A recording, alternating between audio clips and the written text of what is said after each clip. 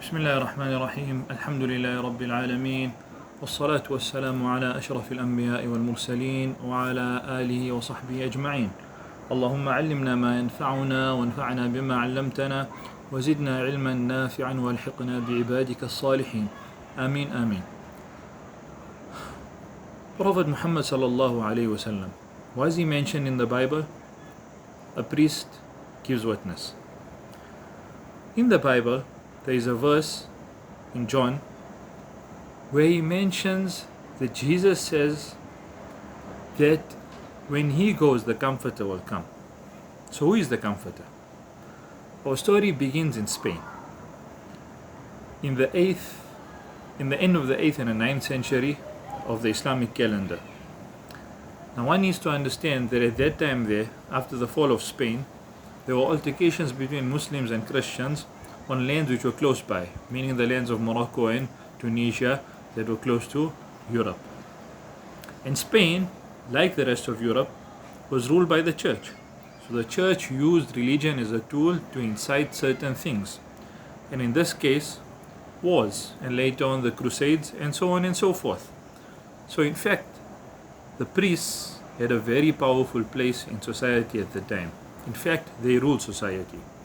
And because of Spain's Inquisition and what followed thereafter, it remained that the people were more electrified than the rest of Europe.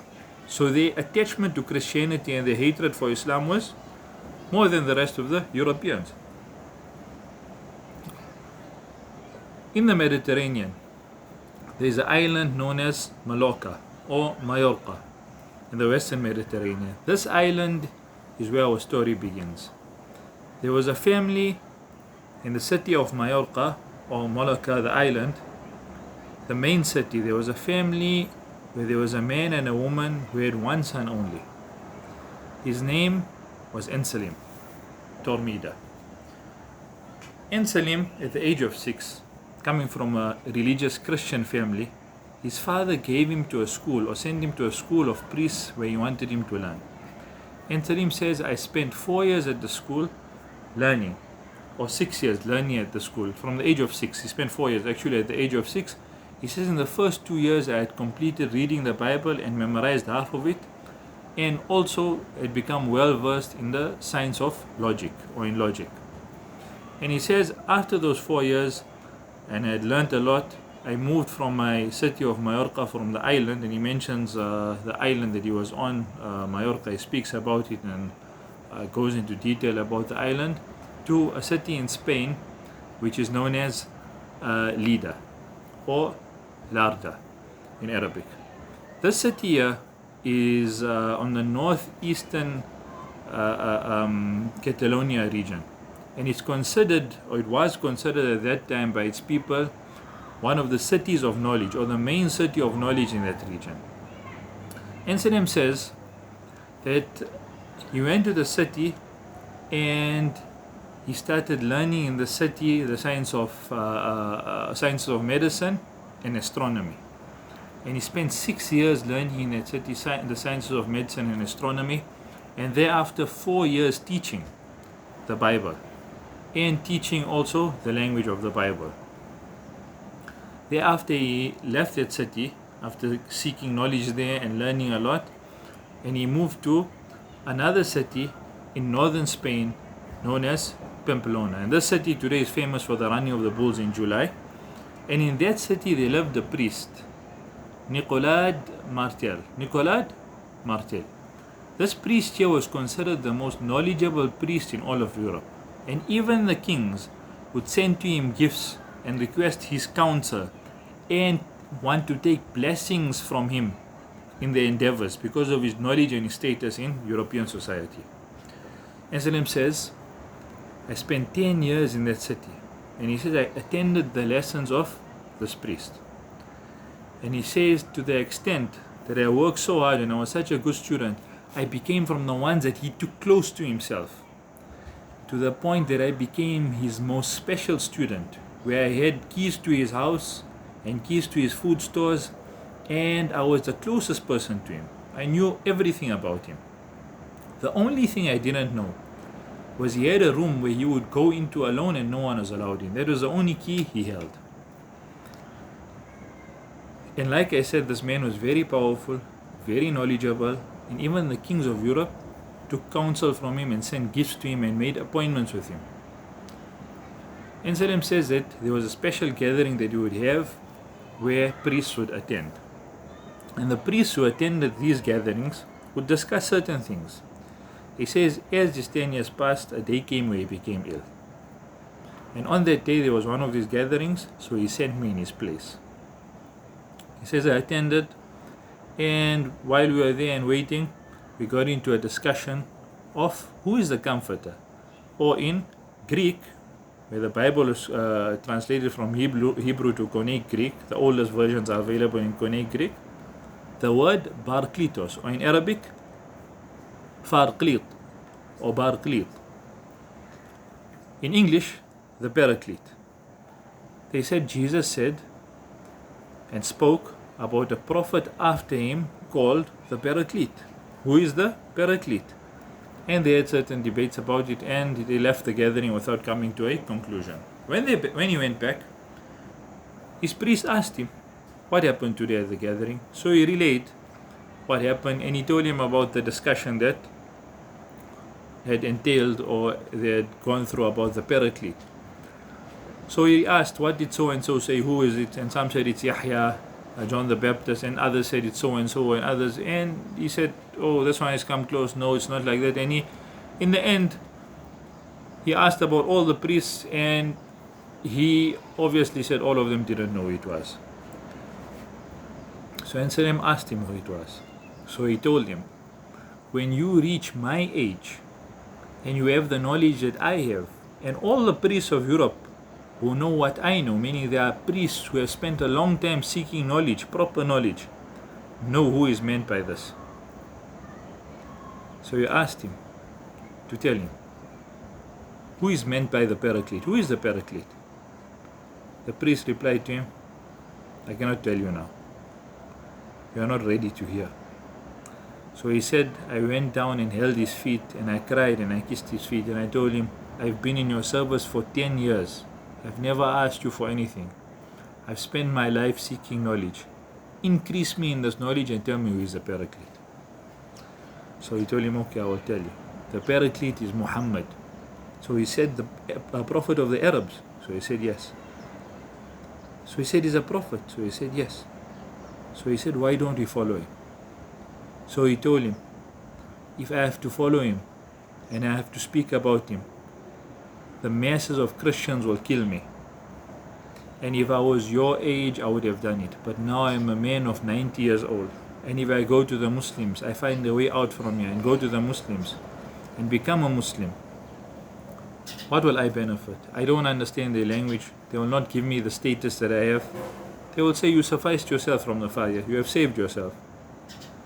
And then he told him, can't you see what luxury I find myself in? The kings of Europe consulting him, getting gifts from them, being in a state of having status in society. So Encelm told him, what do you advise me to do? He said, I advise you to follow him. But do not let out what has happened between me and you today here. The information stays here. And if you say that I said this, I will deny it. And people will believe me and they will belie you. And then Encelm says he gave me 50 dinars and he told me to go to the lands of the Muslims, to Tunisia where some of the Christians were.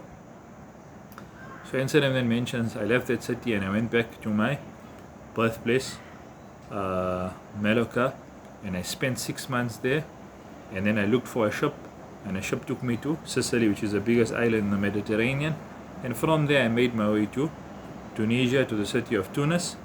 And when I reached there and the people saw me, and the priests there saw me, and they knew my status, he was a man of knowledge, and he had been a student of one of the greatest, if not the greatest priest in Europe for all those years, and studied years before that. So he says they took me and they honored me and they took me to their place, and I spent 4 months with them in the best of living circumstances.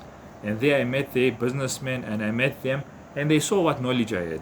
He says when 4 months had passed, I asked them, is there anyone in the service of the Khalifa or the Sultan? And the Sultan at that time who ruled over those regions of Tunisia and Morocco and those areas there was Abu al-Abbas Ahmed ibn Faris. Is there anybody that speaks the common tongue? And by common tongue he means Spanish, so that I may go and converse with him. So they told him, yes, there's a man who is known, who is a good man. His name is Yusuf al-Tabib. He's a doctor of the Khalifa. You can speak to him, he speaks the Spanish tongue. So he made his way to him, to his house, and when he got there, they were under the impression that he would want to speak to him, to debate with him certain things about religion. However, he wanted to tell him the story. So when he got there, he told him what had occurred, and this made him happy, so he took him to the Khalif. When he took him to the Khalif asked him, and he said the story, and he asked him his age, and he said he's 35, and told him what he had studied. So the Khalif told him, enter into Islam. So he said, I cannot enter now. It is common practice when a man leaves his religion, people speak bad about him. So I ask you to send a convoy to call some of the priests and men of religion and some of the businessmen that accommodated me and were my colleagues, so that they may give witness about me. So when he called them and he had them there at his place and he asked them, they said, he is the best amongst us. We haven't met somebody with so much knowledge. He is a man who has character, who is a man who is religious. And they praised him and praised him. So they said, what would you say if we told you all that he has entered Islam? They said, you would never do that, impossible. Thereafter he came out and he entered Islam in front of them, and they started saying, he has only entered Islam because he wants to marry, because our priests do not marry. And they started saying bad things about him. This man, Encelm Turmeda, became a Muslim, and he named himself Allah الميورقي. Al-Tarjuman means the translator, because thereafter he became the translator of the Khalif or the Caliph. And he had a son, because the Khalif then married him to a woman and gave him a salary and gave him a house, and he named his son, seeking blessings, he named his son Muhammad, and his name was now Abu Muhammad Abdullah al-Muyurqi. The story that I have narrated, he mentions in the book that he wrote after that, which is called تحفة الأريب في الرد على أهل الصليب, a gift to the intelligent one on a refutation on the people of the cross. And in this book he mentions the story in the beginning and how he came to Islam because of this verse in the Bible, and thereafter he refutes many other things in the Bible. What's peculiar about the story is that there is a known fact, and Abdul Wahhab al-Najjar from Egypt in the year 1891, he has a book called Qasas al-Nabi, and he mentions this in his book. He says that Professor Carlos Alfonso Nalino was my colleague at the Darul Ulum in Cairo, and we sat next to each other. Now, Carlo Nalino is a professor, and he was sent by Italy. He's an Orientalist, and he was well versed, maybe the most well versed person at the time in Koine Greek, in which the oldest manuscripts of the Bible exist, in which this word, what we discussed in the beginning, Paracletos or Farqleet or the Paraclete, comes. So he says he became my friend, and I knew him, and I asked him one day, I told him, Professor Carlos Nilno, what does the word Farqleet mean, or the Paraclete? So he replied, the priests say that it means the comforter, or it means what they say in Arabic, al-mu'azzi, somebody who's a helper or a comforter. So he told him, I'm not asking you what do the priests say. I'm asking the linguist, Carlos Nilno, what does Farqleet or the Paraclete mean? So he told him it means somebody who has been praised a lot. Kathirul Hamd. So he told him, would it be correct to say that it's an exaggerated version of the word Hamd? So he said yes. So he said, would it be correct to say that it means Ahmed? So he told him, you ask a lot of questions. And Allah subhanahu wa ta'ala mentions to us what Isa alayhi salam told his people. وَمُبَشِّرًا بِرَسُولِ يَأْتِي مِنْ بَعْدِي اسمه أحمد. And I am a giver of glad tidings of a messenger that will come after me. His name will be Ahmad. And we know that one of the names of Muhammad sallallahu alayhi wasallam is Ahmad. So here is a testimony of a priest on the Christians to say that Muhammad sallallahu alayhi wasallam is mentioned as a prophet that will come in their Bible. Also, one may ask the question, why is it that all the names in the Bible remain intact, meaning they were adapted through the translations? If you had the name Abraham, Ibrahim, Ibrahim, why didn't they change it to his meaning? Matthew, Matta, all these names, why were they just adapted, Arabized or Latinized from Greek or from Hebrew? Why were they not translated into the meaning the way that they translated the word Muhammad, what Isa alayhi salam, or Ahmad, what Isa alayhi salam told them, to Farqleet and then to the Comforter? Why was the name not left in its original form? Like example, the word Ishaq, from Arabic Ishaq, English Isaac, Hebrew, why didn't we translate it to mean the joyful one and speak about him in English and say the joyful one? Why is it left in the Bible as Isaac? Why was it just Latinized or Arabized from the original? Why not translated like this word? Well, the answer is that when somebody tries to hide information, they use these ways to hide information. And they know, and like this, information is being hidden. So follow the truth. This book here is available in the Arabic language. However, there are many other books, classical and contemporary, that speak about these subjects. Scholars in our past like Ibn Hazm and Ibn Taymiyyah and Al-Imam Abu Hamid al-Ghazali and many others have wrote books on the subjects refuting Christians in their Bible and about the prophecies and so on and so forth. Books which debate about certain points logically, and books that debate about certain points in the text themselves, what the text says. And maybe the most celebrated book of recent times is a book by Rahmatullah al Hindi called إظهار الحق. And inshallah we'll have a small video in the future speaking about this book. وآخر دعوانا أن الحمد لله رب العالمين.